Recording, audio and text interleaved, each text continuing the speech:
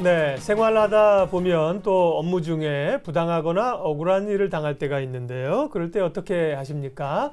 물론 전문가에게 찾아가면 좋겠지만 사실은 변호사들, 전문가들 만나기가 쉽지 않고요. 네. 비용도 들고 고민들을 해서 그냥 참고 넘어가는 경우가 꽤 있습니다. 네, 이에 서울시가 시민들의 법률 상담 수요를 충족하고 대상별로 특화된 법률 서비스를 제공하기 위해서 대한법무사협회와 함께 서울시 공익법무사 제도를 운영합니다.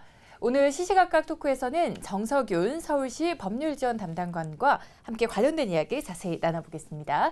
어서 오세요. 안녕하세요. 네. 시민들이 어려운 문제를 당했을 때 서울시 공익법무사들이 이제 도와주신다는 건데요. 네. 어떤 취지에서 어떻게 시작이 된 겁니까? 네. 예, 지난해 이제 대한법무사협회에서 서울 시민들을 대상으로 공익 활동을 저희한테 제안을 해주셨고요. 예. 그래서 대한법무사협회와 서울시가 함께 논의를 거쳐서 시민들에게 필요한 법률 상담을 해드리는 것으로 제도를 만들게 되었습니다. 네. 네, 이번 공익법무사는 이미 활동을 지금 하고 있는 마을 변호사나 마을 세무사와는 조금 다르게 공익법무사는 법률 상담 수요가 많은 그 대상을 중심으로 맞춤형 상담을 진행을 하게 된다고요? 예, 그렇습니다. 그러니까 마을 변호사나 마을 세무사가 동 단위로 위촉이 돼서 동네에 있는 법무사안이나 세무사안에 대한 상담을 제공하는 것인데요. 예. 네. 이번에 저희가 하고자 하는 이제 공익법무사는 네.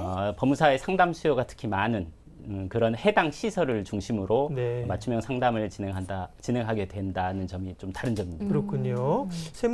마을 세무사분들은 이제 세무 문제를 하니까 좀 명확히 차이가 나는데 마을 네. 변호사분들이랑 이렇게 좀 도와주신 일이 겹치지 않나 이런 생각이 들었는데 어떻게 보면 이제 좀 대상이 좀 특화돼서 다르다 이게 특징인 거군요. 예, 그렇습니다. 네. 네. 마을 변호사는 개인적으로 이제 접근을 하셔서 동단위로 자치센터 같은 데 상담을 받는 거고 지금은 이제 그런 곳이 필요한 곳을 찾아서 가시는 거군요. 예, 이분들은. 그러니까 저희가 특히 이제 법무사님들이 하시는 등기라든가 예. 공탁이라든가 성년 후견 제도에 맞춰서 그것에 맞는 전통시장, 복지관, 네.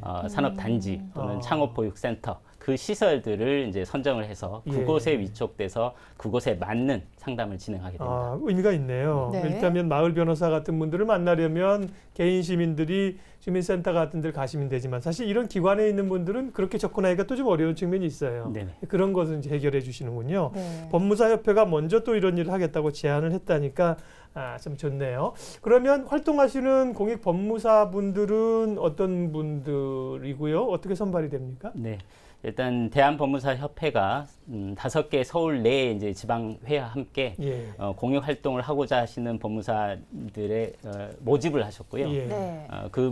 그 이제 신청에 의해서 총 89분의 법무사님 선정을 해주셨고 예. 그 89분을 서울시가 이제 서울시 공익법무사로 위촉하게 되었습니다. 네. 네. 그래서 그러면 이분들은 주로 어디 아까 말씀하신 것처럼 어디요? 시장. 예. 네. 대상 시설의 경우에는 저희가 네. 전통시장 네. 그리고 복지관, 산업단지, 네. 창업보육센터들을 대상으로 법률 상담의 수요 조사를 했습니다. 네. 그래서 그 중에 이제 71곳에서 그런 상담 수요가 있다라고 저희한테 신청을 해주셨고요. 예. 네. 그래서 신청하신 곳들은 이제 지원 인력이라든가 네. 상담 장소가 마련이 됐기 때문에 그 해당 시설에 1명 내지 2명의 네. 법무사를 배정하게 되었습니다. 이런 한 곳이 필요하다고 신청하셨는데 89명 활동하시니까 네. 충분히 확보가 됐네요. 네. 예. 법무사와 1대1로 상담이 진행이 되는 거죠? 예, 그렇습니다. 1대1 상담이기 때문에 좀 더 실효성도 있을 것 같고요. 도움의 효과도 더 크지 않을까? 네. 이런 생각도 듭니다. 네. 자, 그렇다면 공익 법무사들의 업무 그리고 지역별 배치는 어떻게 이루어지는 건가요? 네, 아까 말씀드린 것처럼 이제 일반적인 법률 상담은 다 하시겠습니다만 그 시설별로 좀 특화된 상담을 진행하게 됩니다. 네. 예를 들어서 전통시장의 경우에는 뭐 상가 임대차라든가 그렇죠. 상거래에 관련된 사안들이 있을 것이고요. 네. 창업보육센터 같은 경우에는 이제 법인 설립이라든가 변경에 따른 등기 업무들이 있을 수 있습니다. 네. 그리고 복지관의 경우에 특히 노인복지관의 경우에는 상속이나 증여 그리고 성년 이제 후견 제도가 예. 있는데요. 그것에 맞춰서 상담 수요가 있을 것이고 따라서 이제 그 해당 사안에 경험 많으신 법무사님들을 저희가 위촉하도록 그렇게 하였습니다. 예, 굉장히 실질적으로 필요한 그런 제도입니다. 네. 그러면 법률 상담이나 서비스는 어떤 방식으로 진행됩니까? 이 법무사분들이 이곳 시설을 찾아가서 상담을 해주시는 건가요? 네, 그렇습니다. 네. 법률 상담은 기본적으로 이제 대면 상담이 가장 좋은 방식이기 그렇죠. 때문에요. 예.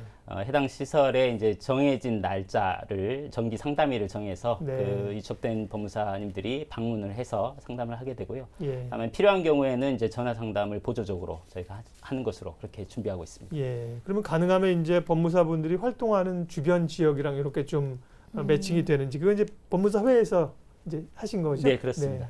네, 말씀해 주신 것처럼 그러니까 본격적인 공익 네. 법무사 활동에 앞서서 법률적인 도움이 필요한 대상을 중심으로 수요 조사를 실시했다고 하셨잖아요. 네, 그렇습니다. 이 부분을 조금 더 그 내용적인 네. 부분을 자세히 설명해 주실까요? 아까 말씀드린 것처럼 그건 이제 시에서 하셨겠네요. 예, 그렇습니다. 네, 네. 그러니까 전통 시장 네. 이제 시에서 관리하는 시장들이 있고요. 음. 복지관의 경우에는 저희가 복지관 협회를 통해서 예. 네. 이제 법률 상담 수요가 있는 기관들을 저희가 모집을 한 셈이고요. 네. 이제 그곳에서 저희가 파악할 때는 이제 각 시설별로 상담 수요가 좀 일정한 상담 종류들이 있습니다. 그래서 네. 그거에 맞춰서 이제 네. 법무사님들을 선정하는 것으로 그렇게 준비를 했습니다. 네. 오.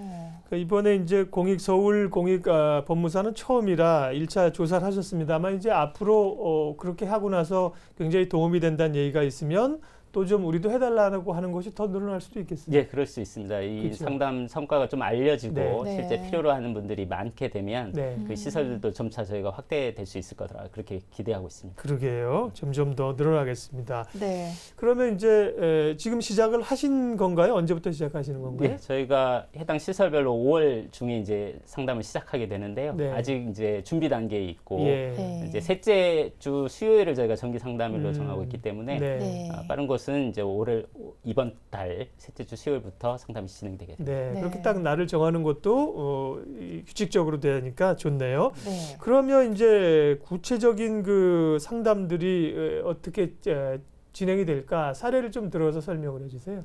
네, 좀 더 이제 진행 절차를 네. 좀 구체적으로 말씀드리면 네. 이제 해당 시설을 이용하신 시민들이나 회원분들이 이제 이용을 하시게 되는데요. 네. 아까 말씀드린 것처럼 해당 시설에 따라서 정기적인 상담일을 정하게 되는데 대체적으로 셋째 주 수요일로 정하게 되고요.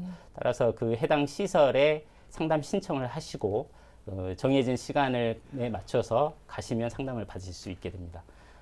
전화 상담의 경우도 아까 보조적으로 가능한데요. 전화 네. 상담의 경우에는 해당 시설에서 안내가 되거나 또는 이제 대한법무사협회 서울시 홈페이지에서 이제 그 해당 법무사를 확인하셔서 네. 그 연락처를 받고 전화 네. 상담도 가능하실 수 있습니다. 그러면 이분들은 기본적으로 이제 1년 단위로 이렇게 활동을 하시는 거겠네요. 지금으로서는. 네, 저희가 네. 2년 단위로 위촉, 2년 단위로 예, 위촉하신 그렇게 거예요? 했습니다. 예. 그렇군요. 네. 예. 5월 셋째 주 수요일부터 이제 첫 진행이 됐는데 지난 네. 4월 14일이죠. 서울시 공익법무사 운영과 관련해서 박원순 시장이 참석한 가운데 업무 협약식이 진행이 됐죠. 네, 그렇습니다. 지난달 14일에 이제 노영성 대한법무사 협회장님 그리고 5개 서울 지방 회장님들 그리고 박원순 시장님 네. 그리고 공익법무사분들 실제 이제 활동을 하시게 될 공익법무사분들을 모시고 네. 저희가 협약식과 위촉장을 전달하는 이제 식을 가졌습니다. 네, 정확히는 모르겠으나 이제 서울에 법무사로 활동하신 분들이 꽤 많을 거 아니에요. 네, 그렇습니다. 그분들 중에 이렇게 서울시 공익법무사로 활동을 하겠다고 나서신 분들은 대단히 이제 사회봉사, 공익적인 데 관심이 많으신 분들인데요. 그분들도 이 협약식에 참여를 하셨다 그러는데 각오를 좀 들어보니까 어떠시던가요? 예, 일단 공익 활동에 대한 의지가 굉장히 높으셨고요. 예. 네. 그리고 이제 개별적으로 산발적으로 이제 공익 활동을 해오셨는데 그런 분들 그동안 계시겠죠. 예. 근데 이번에 이제 대한법무사 협회 차원에서 네. 서울시와 함께 시민들을 대상으로 공익 활동을 좀 체계화한다 이런 이제 생각을 가지시고 그리고 점차적으로 이 분야나 시설들 또 네. 지역적으로도 좀 확대하겠다 이런 생각들을 가지고 계십니다. 네. 네. 자, 공익법무사 활동 이제 첫 시작이잖아요. 그런 만큼 앞으로의 활동 계획도 또 포부도 들어보고 싶네요. 네. 일단 아까 말씀드린 것처럼 이제 전통시장의 상인이나 또는 노인복지관에 계신 노인분들 그리고 네. 창업보육센터에서 이제 창업을 준비하시는 네. 분들에게는 필요할 때 좀 가까운 곳에서 상담을 받고자 하시는데요. 네. 이번 이제 공익법무사 제도는 그 필요할 때 그곳에 직접 찾아가서 상담을 하게 된다는 게 가장 큰 장점이라고 생각합니다. 네. 네. 저희가 이제 71곳의 시설을 시작을 하지만 이제 앞으로는 좀 더 시설이나 이런 것들을 확대해서 좀 더 많은 분들이 필요할 때 좋은 서비스를 받을 수 있게 대한법무사협회와 함께 준비해 가도록 하겠습니다. 네.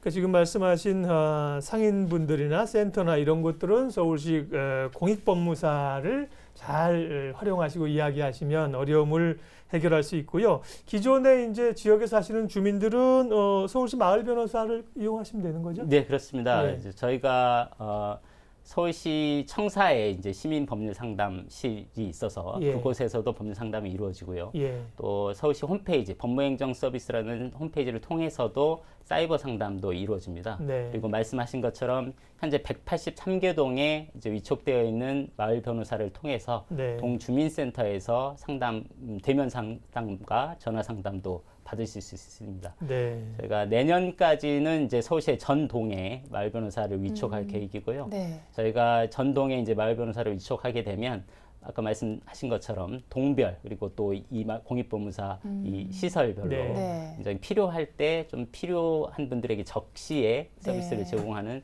촘촘한 망을 만들 수 있겠다 그렇게 생각하고 있습니다. 네.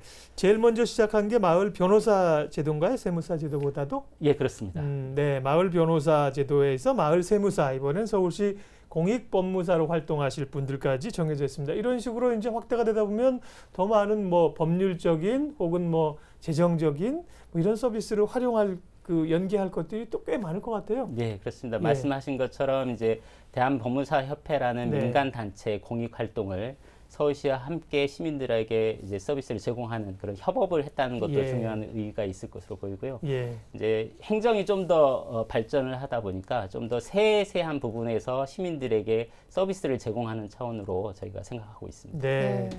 잘 좀 정착이 될 수 있도록 지원도 아낌없이 해주시고 또 홍보도 많이 해주시면 좋겠습니다. 오늘은 서울시 공익법무사 제도가 이제 시행돼서요. 서울시 법률 지원 담당관이신 정석윤 담당관과 이야기 나누었습니다. 시간 내주셔서 고맙습니다. 네.